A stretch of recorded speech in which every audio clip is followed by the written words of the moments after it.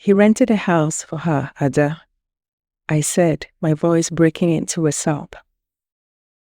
Spent 5 million naira, bought her a car, and she has another man. The fourth. Now he's in the hospital. I don't know if I can forgive him, Ada. This is too much. My name is Cynthia, and I am a woman of medium build, with deep brown skin and expressive eyes that have seen too much. My hair, once a wild mass of curls, now pulled back into a practical bun, and has always been a source of pride, a crown I wear with quiet dignity. I work as a primary school teacher, a job that demands patience, resilience, and a certain unyielding strength shaping young minds. Kelvin and I met in the university. He was charming, with a smile that could melt the hardest of hearts, and a laugh that echoed like music in the hallways. He courted me with sweet words and grand gestures, and soon enough I was his. We were happy once, the kind of happy that makes you forget the world outside your love bubble. But all that feels like a distant dream now. Kelvin was a contractor, often traveling for jobs, which I now realize was a convenient cover for his escapades. February 5th of this year marked the beginning of my latest ordeal. Kelvin claimed he had an outside job, a lucrative contract that would keep him away for a while. I believed him. Why wouldn't I? He had done such jobs before, returning with stories, and more importantly, the cheques. This time was different. He assured me payment was pending until the final trip, so I waited. Weeks passed. He sent 100,000 naira to take care of our 3 kids, promising to bring home more once he was paid. I sensed something amiss, but ignored my gut. It wasn't until a call from an unknown number shattered my illusion. A woman, her voice dripping with disdain, informed me that my husband was in a hospital. "Come and take care of your husband," she spat. I hung up, my hands visibly shaking. I couldn't make out anything from all she said. My children played in the next room, unaware of the storm brewing. I called my mother-in-law. Her voice was a sharp contrast to my pain. "Your son is in the hospital," I said, my voice flat, devoid of emotion. "He was fighting over a woman. He is badly injured." "What nonsense are you talking about?" she snapped. "Why are you not there with him?" "Because he lied to me," I shot back, my anger rising. "He told me he was on official duty. He sent me money to care for the kids while he played house with another woman. You've always defended him, but this time, you go take care of your son." "I need you to go to Lagos," I said, struggling to keep my voice calm. "He needs you." "And what about you, eh? Are you not his wife?" Her tone accusatory, as if it was all my fault. "I have the children to take care of. Besides, he betrayed me." My voice trembled, but I didn't want her to hear me cry. "So what if he lied? Men do these things. It is nothing new." She huffed, a dismissive sound that grated my nerves. "It is something new to me," I snapped. "He almost died because of this thing you called nothing. Are you really going to ignore that?" She muttered something in Igbo, a curse perhaps, and hung up. I let out a long breath, my shoulders slumping. The weight of it all was almost too much to bear. I got up and walked to the kitchen. The air was cool from the tiles, cold under my bare feet. I opened the fridge and stared at the contents, not really seeing anything. I needed to eat, to keep my strength up. But the thought of food made my stomach turn. My mind drifted back to when Kelvin and I first met. He was different. Or maybe I was just blind to his flaws. We would spend hours talking about our dreams, our future. He promised me the world, and for a while I believed him. But now, those dreams are shattered, scattered like a broken glass. I closed the fridge and leaned against the counter, closing my eyes. I could still hear his voice, soft and loving, whispering promises in the dark. The phone buzzed with her fury, but I tuned out, my mind racing. I stared at the photos the woman sent. Kelvin, my husband, laid in a hospital bed, his face swollen, bruised and bandaged. It was a grotesque parody of the man I married. Days passed, in a blur of routine and simmering anger. My mother-in-law called again, her voice acidic with blame. "We should be here, Cynthia. He's your husband." "And he's your son," I retorted. He lied. He put himself in that situation, so you go take care of him. Her insults stung, but I stood firm. The kids need me here. I have responsibilities, a life to manage. Kelvin's betrayal cut deep, but I won't let it break me, I told her. After I ended the call with her, I called Ada, my best friend, and poured out my heart, her voice, a soothing balm on my wounded soul.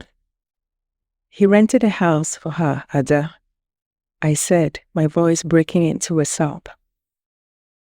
"Spent 5 million naira, bought her a car, and she has another man. They fought. Now he's in the hospital." Ada's silence spoke volumes. Finally, she said, "What do you want to do, Cynthia?"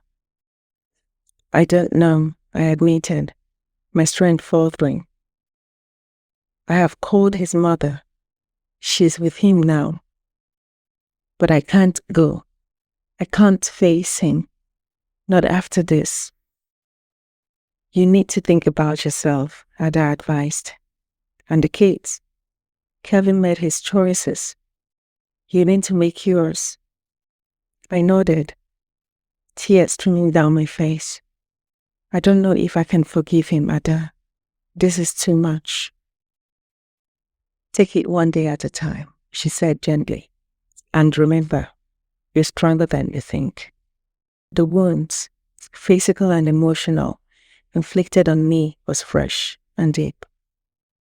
It was difficult for his mother to understand why I couldn't forgive him in a flash. She said it was just a fling. After all, I was the one he was married to. "You're heartless and ungrateful," she accused me. "I'm practical. I might be his wife, but I've never cheated on him," I countered. "I'm also a mother. I have to protect my children. He put us all at risk." One evening, as the kids slept, I sat alone, scrolling through photos of happier times. I wondered where it all went wrong. The man I married is a stranger now. His actions, a betrayal I can't comprehend. My phone buzzed again. I picked it up, and it was a message from Kelvin. "I am sorry." It read, "Please forgive me, Cynthia." I stared at the words, my heart heavy. Forgiveness isn't that simple. Trust, once broken, is hard to mend. I typed a response, then deleted it. What can I say that hasn't already been said? His actions spoke louder than his words ever could. The days blended together, a monotony of routine and reflection. My colleagues at school noticed my distraction, but I offered no explanations. This is my burden to bear. At home, I'm present for the children, but my mind is elsewhere, lost in a fog of what ifs and why nots. Kelvin's mother called less frequently now to give me her test updates filled with disdain.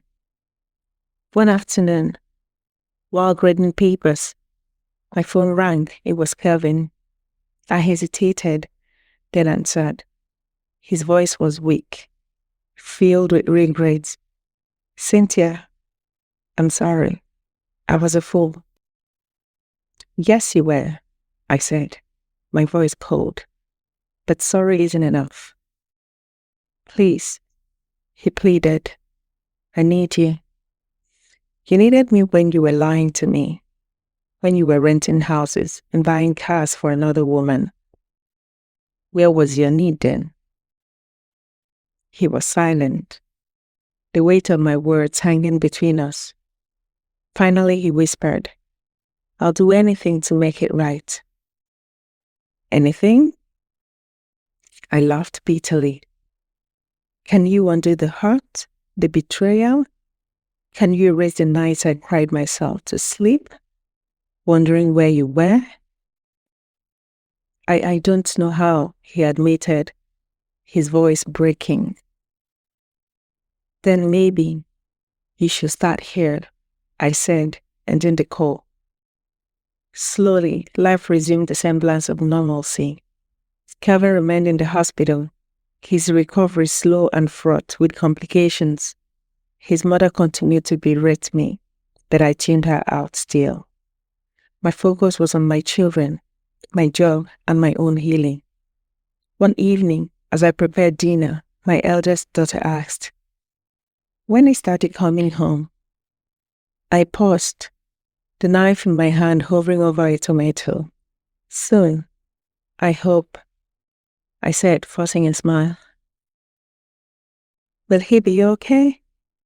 She pressed, her eyes wide with worry. "Yes, darling," I assured her, my heart aching. "He'll be fine."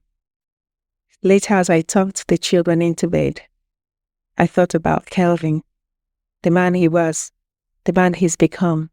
I found solace in small moments, the laughter of my children, the camaraderie of my colleagues, the quiet strength of Ada. These are my anchors, my reminder that life goes on, even in the face of betrayal. One night, as I sat alone in the living room, he wrote me again. "I want to come home," he said. I stared at the words, my mind a well of emotion. Home. What does that even mean now?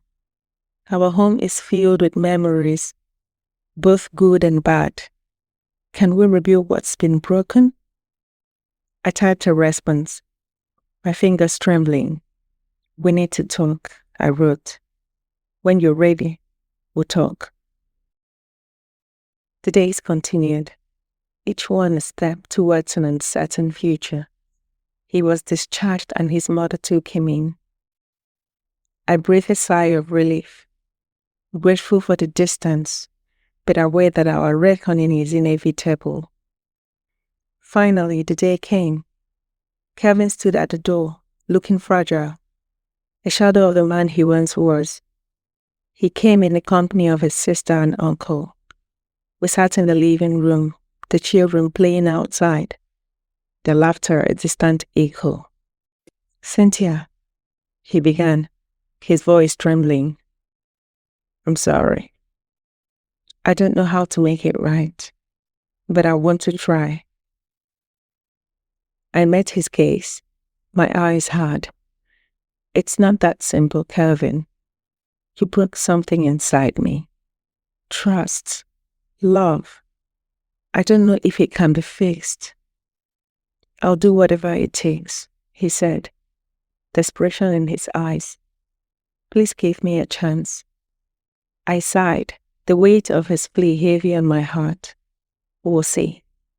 I said finally, but it's going to take time, and you have to prove it every single day. He nodded, tears streaming down his face. I will, I promise.